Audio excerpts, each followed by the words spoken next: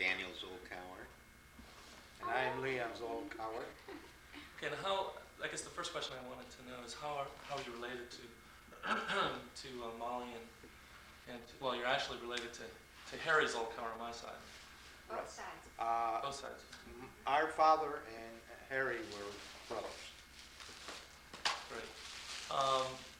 Could you talk a little bit about, I guess, just going way back as far as you can remember, and just talking about your memories of the Zolkower family and whether there was a lot of interaction between our family and your family, and just what that recollection was. And I understand that you had lived in Cuba for a while, and maybe just talk a little bit about that.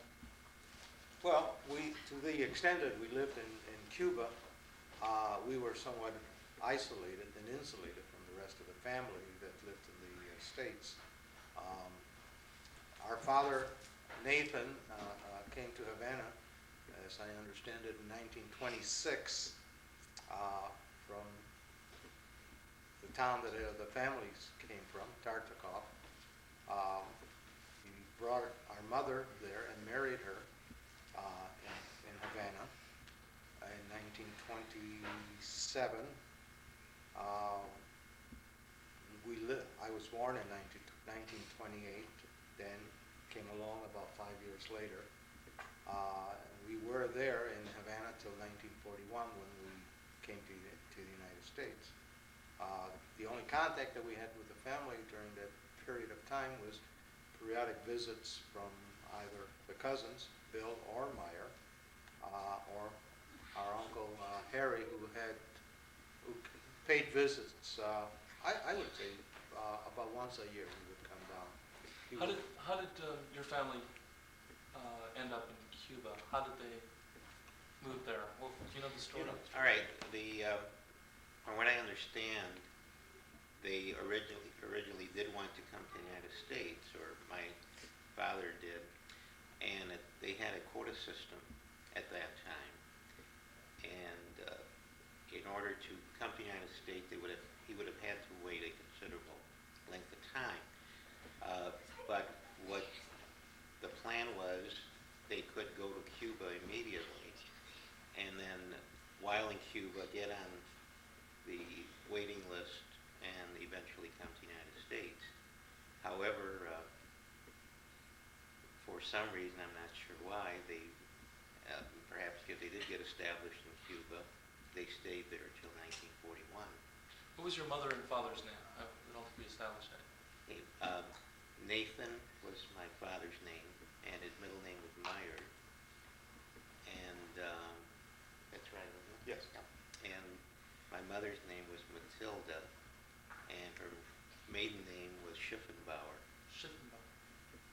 Oh, as an aside to that, there is some Schiffenbauers that live in Chicago who've shortened their name to Schipp, S-H-I-P-P.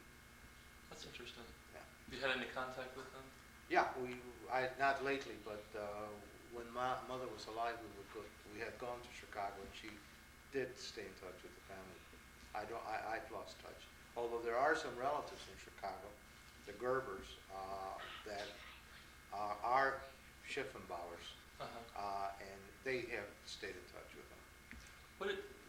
Do you know why Nathan and Matilda left?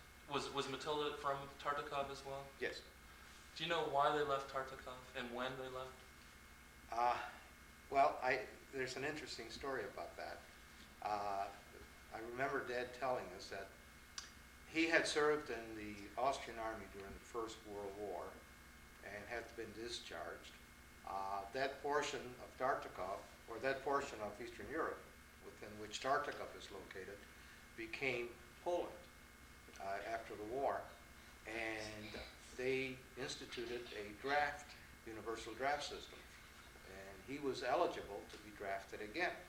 He was not too anxious about that, so he decided he was going to leave and come to Cuba, or come to the States by way of Cuba, as Danny had described.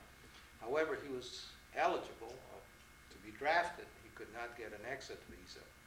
So he borrowed the passport of a friend of his who was a sickly individual, replaced the fellow's picture with this picture, and was able to leave Poland under the other fellow's name. He arrived in Cuba, and shortly after that, whenever he was eligible, he applied for citizenship. Now, one of the requirements to acquire citizenship is to establish legal entry into the country. They searched through the records and couldn't find his name on the ship that he claimed he had arrived, because he was not going to continue with that false identity. He wanted to reestablish his own identity. So they could not find it, and his contention was, it's not his fault. I'm here. I know who I am. I'm Nathan Zolkower. Your records are all goofed up. Which, by the way, in Cuba, that was not too unusual an event. And he finally convinced him that he belonged there, and he was able to get Cuban citizenship, which was one of the prerequisites, so he could get on the Cuban quota list to come to the States under his own name. Otherwise, we may have been known by a different name. Do you know what the spelling of the Zolkower name was originally? It's always, to our knowledge, it's always been Zolkower.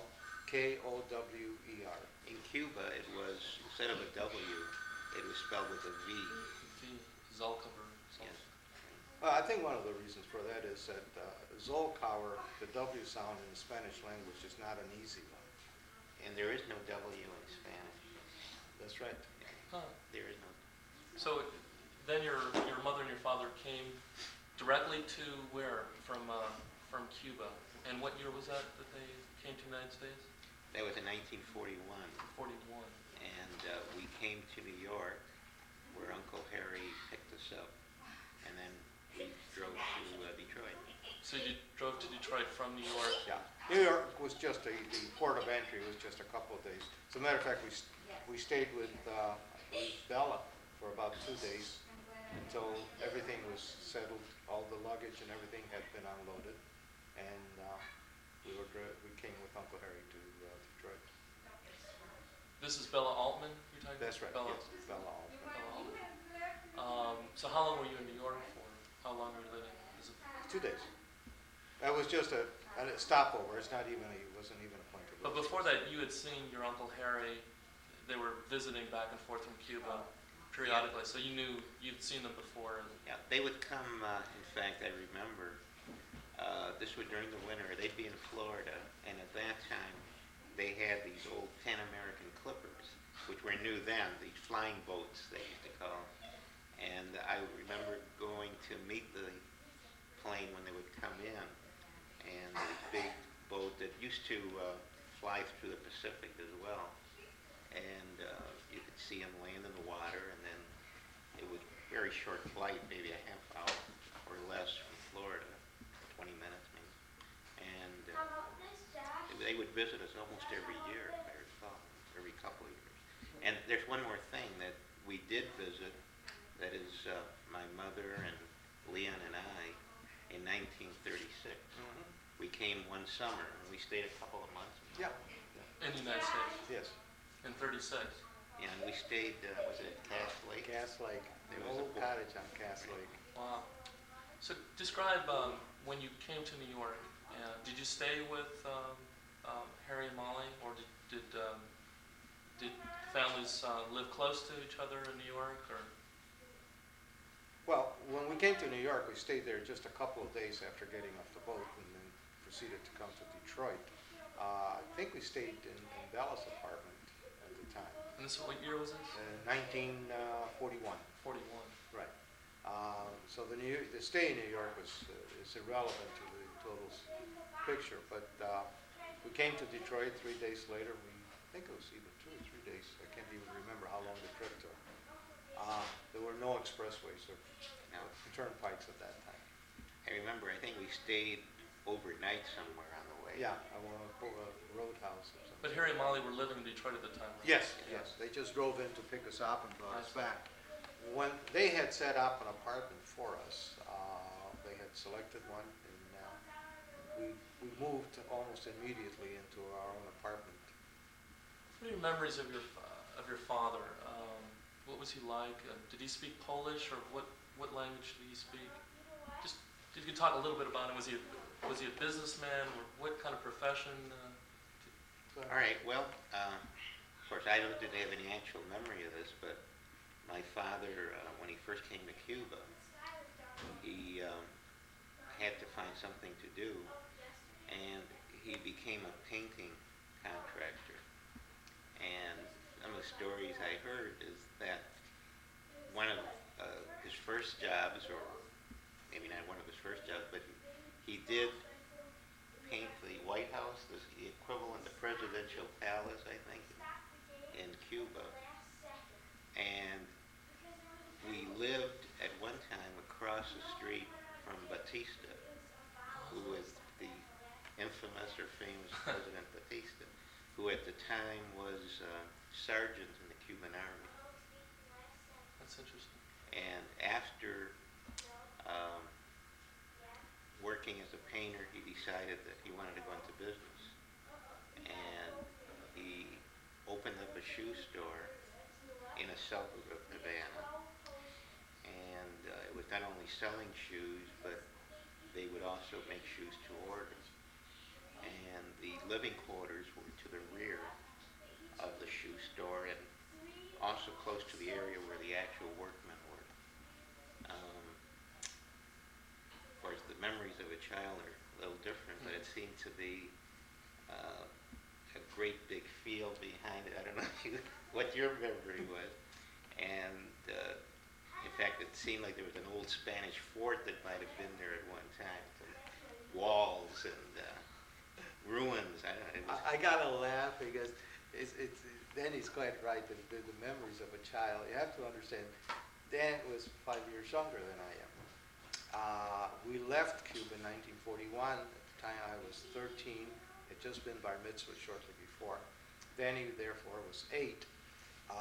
So his memories are either 8 or from an 8-year-old or earlier. And what Danny's referring to as an old Spanish fort was in effect an old warehouse that had lost its roof in one of the hurricanes. The field that he's talking about was in effect a kind of a patio which had been pretty well overgrown with weeds. You have to understand that the Cuban soil is, at least that I recall, it's a very fertile soil. The cooking was done primarily outdoors on a little charcoal hibachi. That's very modern today. And whenever any vegetables or fruits were peeled, the rains would come, would wash the seeds into this backyard, and lo and behold, voila, there was a plant growing. No attention. Wow. The seeds would just germinate on their own, and it was not unusual to find tomato plants growing in the back, and a species of pumpkin, calabaza, remember that? Species of pumpkin just growing through there, watermelon floating in the side someplace. It was that kind of unattended growth that was rather taken for granted, and today would be, something that you really would look forward to.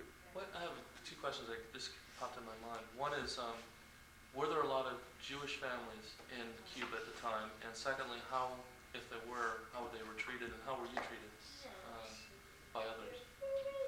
I seem to recall they had quite a large Jewish population, and of course I was kind of young, but I didn't remember any problems with it. I think I can speak to that. And even to this day, I don't cease to be amazed. Not only was there no discrimination that I have ever was aware of or heard about as far as the Jews are concerned, but even the blacks in Cuba were, for the most part, pretty equal. There was no such thing as a black neighborhood and a white neighborhood that I'm aware of. There were blacks living in every neighborhood, wherever they could find a place to live.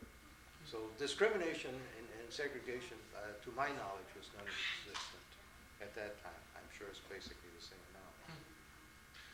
When the family came to Detroit, could you describe the first days in Detroit, where you lived and what it was like? Did you live next to or near Molly and Harry, or were you far apart? And did you see each other a lot?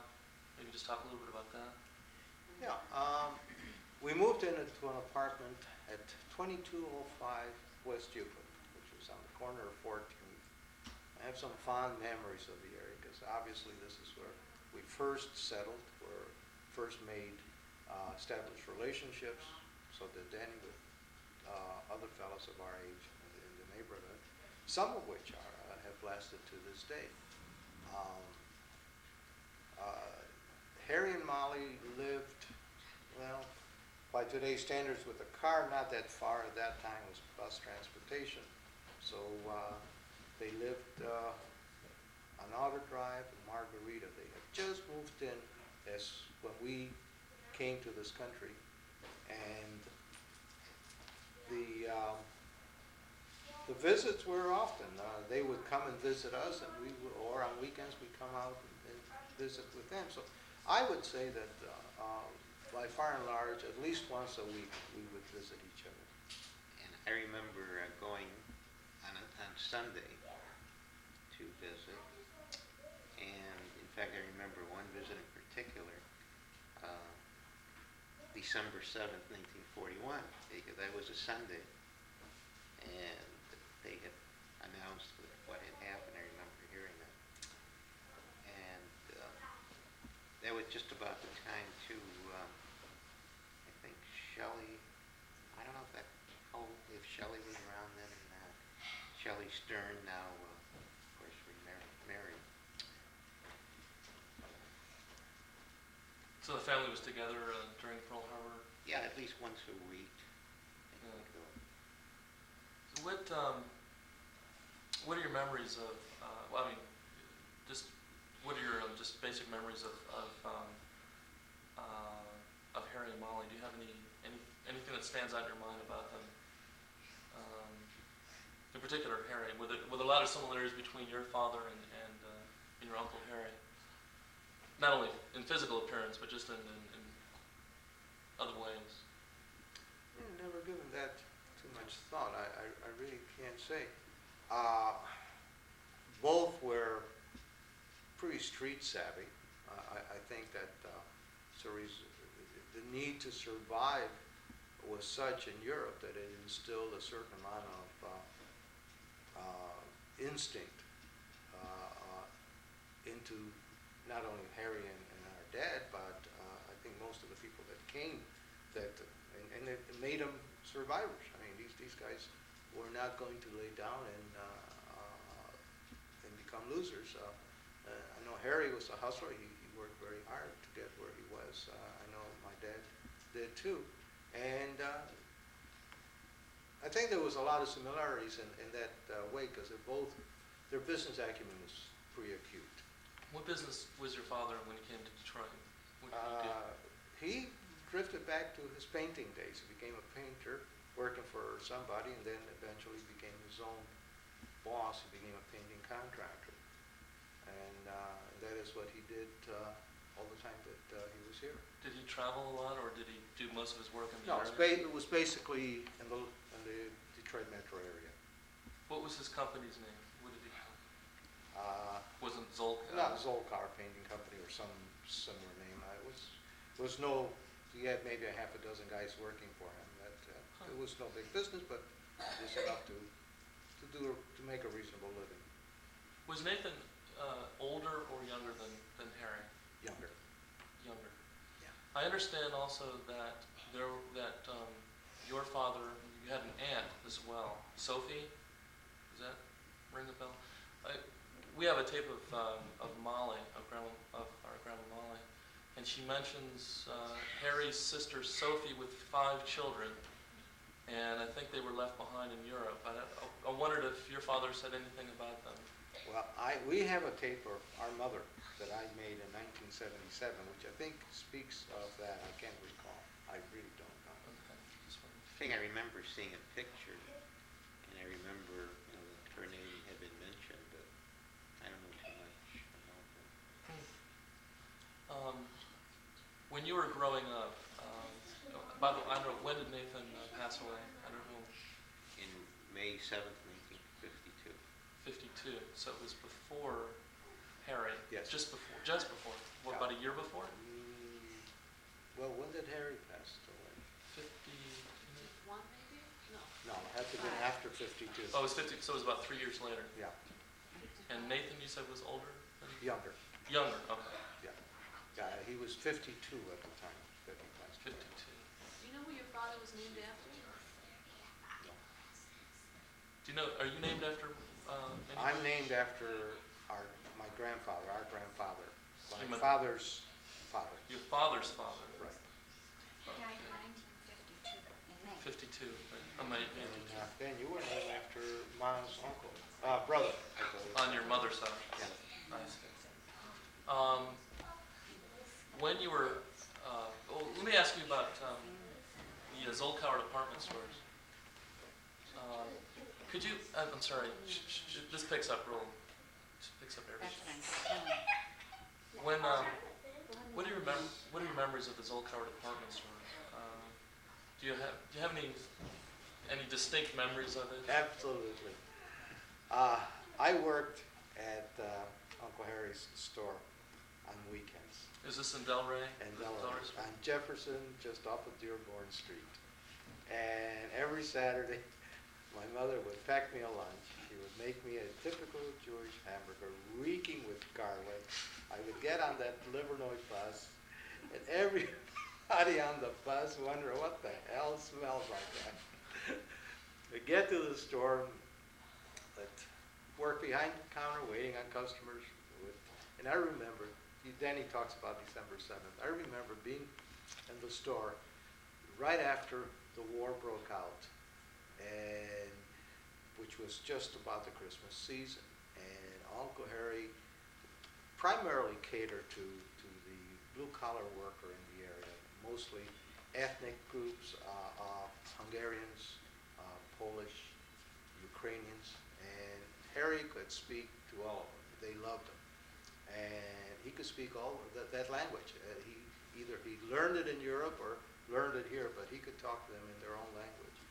And I remember during that period of time, all of these workers, and they were hiring quite a bit at that time because of the war. They were mobilizing the factories. And I kept bringing stuff out from that basement. There was a basement underneath the store, which was absolutely huge, and stocked with merchandise, most probably from the First World War. Because the store opened up in 1919. I remember they had the sign, in business since 1919. And Wow. during that period, I kept bringing up stuff from the basement and stocking it, and they were selling it as fast as I could bring it up from the basement. We got to the end of Christmas, and we closed the doors, and it was bare. I mean, there was nothing left on those shelves downstairs. Everything was gone, sold. Stuff that normally you would have thrown away years before. Wow. What year was this? The 41? This is 1941. Do you, I don't know what year, when they started in 1919, so you wouldn't have remembered when he just had a cart and Although horse, he talked about it. well, talk about that. What did he say? He started actually peddling in New York, as I recall the story. And I really don't know the reason that he came to the Detroit area. But he continued to do his peddling here, and then established a little store, and it grew to the Delray store. I don't know if that was the original location or if he just moved from one to another, but I think for a long time he was in that area before he opened up the store. How long did you work there?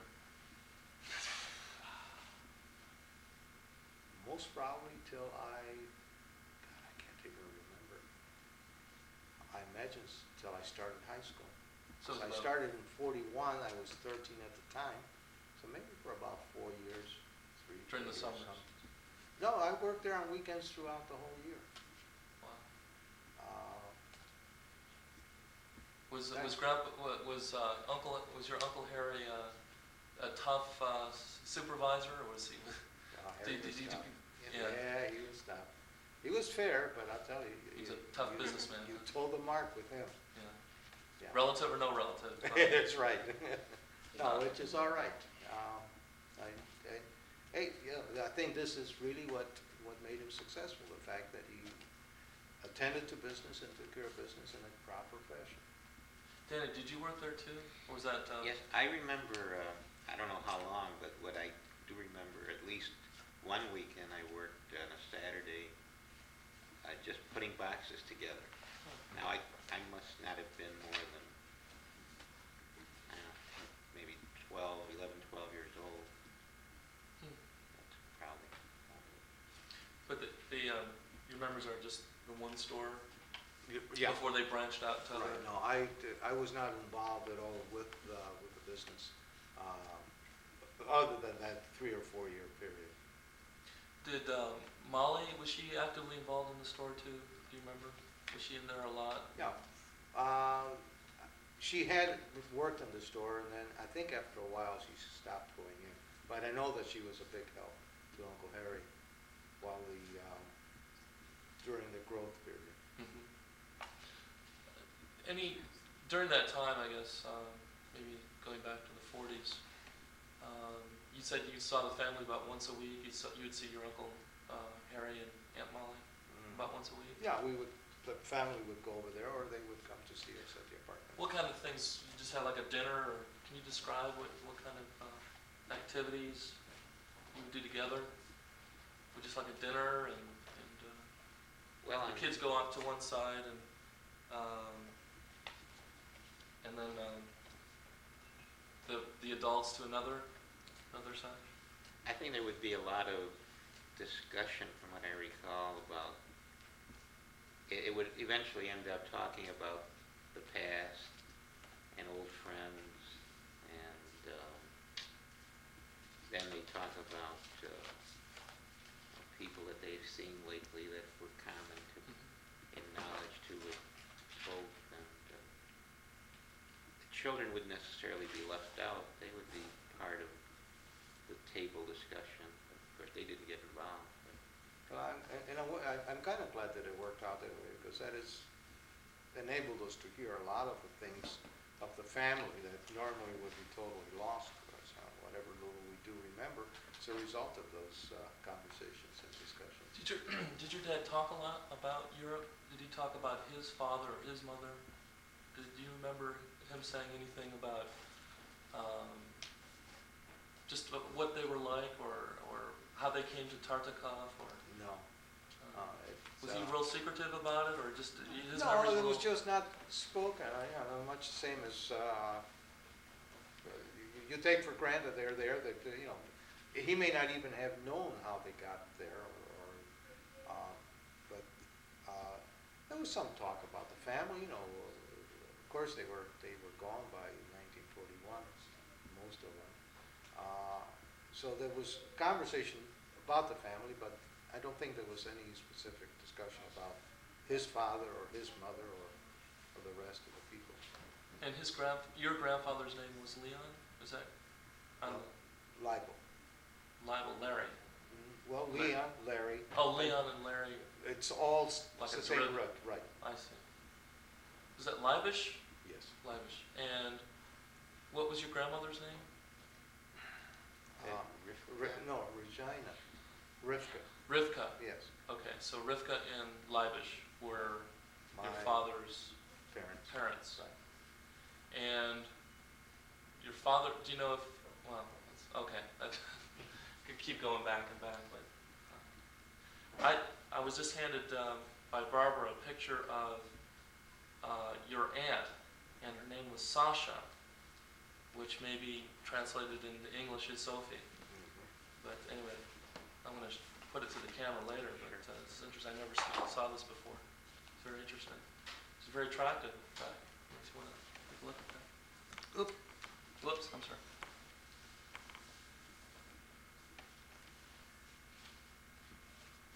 So, getting back to your father, what kind of interests did he have? Any hobbies or anything that he liked to do aside from his business, and did he have any things that he liked to do in his free time? Any kind of like play golf or or anything like that? No, I think you get together with friends, and that was That's basically, yeah. basically it. During that period of time, leisure time was not all that readily available, and I think making a living was a prime concern, and it took a great deal of effort. Wages were not, of course, what they are today. Of course, expenses weren't either. Yeah, that's true. Any other memories that you have of the Zolkower family that you want to talk about? Anything that you remember growing up might be of interest? Well, I remember particularly when we came in 1936 for a visit at Cass Lake. Your father, Bill, was around quite a bit, if I remember, and I think there are pictures somewhere. Perhaps, I don't know if you have them here, but I remember of Bill and ourselves on the beach at Cass Lake. I remember seeing that. What are your memories of Bill? I mean, it's obviously of He interest was to us, but what are your memories of him? Good or bad? Oh. Both. nothing bad about Bill. He He was was- the most kind-hearted, Thank you. friendliest guy you could think of. I don't remember having seen your dad without a smile on his face, ever. Also as a comedian, I understand. Oh, He yes. was great. He was quite a clown. I'm gonna put my 2 cents in. Sure. You don't have to change it, they'll hear my voice. He was great. And as far as being welcomed into the Zolkower family, he welcomed you. He truly did. He was a very kind, very funny, very nice man. He was. He was a young man at that time. He was older than you, right? Yeah, Bill was older. I think by about 5 years or so older than Yeah. me. And did he? I mean, did you guys do things together as kids, or? Well, actually, No, you were he was probably- actually, you have to remember, if he was 5 years older, I was 13, he was 18, believe me, we would not do things together. I also remember Bill went in the service, so did Meyer. And if I remember, Bill was in air balloon, wasn't it? Barrage balloon. Barrage balloon platoon. What the heck is that? It was, I always wondered what that Here, was. those are the pictures I have for you. Oh, good. All those they would use that to keep air bombers or fighters away, that as sort of interference. They'd let these balloons up, and of course planes, Oh, I they see. try to dive in, they get entangled in. But that was some tactic was- they used at that time. He was stationed on the West Coast, and I remember he had come home on furlough one time, and came into the store, it must have been on a Saturday, because I was working there at the time, and he was relating his stories, war stories, and he was on the West Coast, on the coast, literally on the beach, living in a tent, tending to these balloons. They would crank him up in the morning and bring him down at night. And he said it was a bear. These things were all full of helium, and I guess the buoyancy was such it required a lot of exertion to bring these things down. But it wasn't like he was on the front lines fighting or anything. I think I'd rather be I'm blowing not up. I don't know if he ever left the States. I think I'd rather be blowing up balloons than. Amen to that. Huh. What about your memories of Meyer and Rose? Do you have many memories of them as well? Not really. You have to remember, Bill being the youngest, and he was like 5 years older than I, means the other two were, of course, Even older. even older. So there was really very little contact. We would come over. They weren't even living at home at the time that we came to the States. We would come over, and if maybe we would go visit them for a little bit, because I remember Rose living not too far from Uncle Harry's house, and that was it, really. The family affairs, and basically that was it. There was really very little ongoing contact with the cousins. What about your parents and Molly and Harry? Were they real close? Was your father real close to Harry, or would they have, I don't think they socialized where they would go out to a movie together or have dinner or go out to dinner together. I think it was more the weekly visit, and that was basically it. Was there any competition between them for like business or No, they being were- successful or anything like that? Totally, no, I don't think there was any of that. They were, of course, in totally unrelated business, so there was no competition between the two of them. Any, what's the word I'm looking for? Any conflict of, or any jealousy because one was doing better than the other, I don't believe that ever existed. But was your Uncle Harry like a big brother? I mean, in a typical sense, was very protective and that kind of thing? Did he? I know he tried to give advice, I remember. Awesome. And he would, say, Nate, you should do this or that, or I think this would be better. I remember things like that. Was your father religious? Did he go to shul a lot? He was not super observant, although he did. On the holidays. Yeah, he followed it reasonably close, although not in a orthodox way. Mm-hmm. And I guess Harry was like that too. I guess they were observant, but they weren't orthodox or ultra-orthodox. Really, I'm running out of questions. Do you have any other thoughts? Well, Leon said who he was named after. Danny, were you named after anybody? Right, a brother of my mother. On your mother's? Do you know that the tape that my mother-in-law made really fills in quite a few of your questions too, I think, if you'd like to hear it. I'd love to. Because she does talk about the Zolkower family as well as her own. Yeah, that'd be very interesting. And where is Yeah. it? Where did you The put it? tape is right here, I brought it out. Oh, there it is. Where? It could be I was thinking maybe duplicated. if I could make a copy, Sure. Absolutely. that'd be okay? Sure. Absolutely. I wonder if I could borrow it and then when I'm in May, I could just give it back to you. Of course. Right.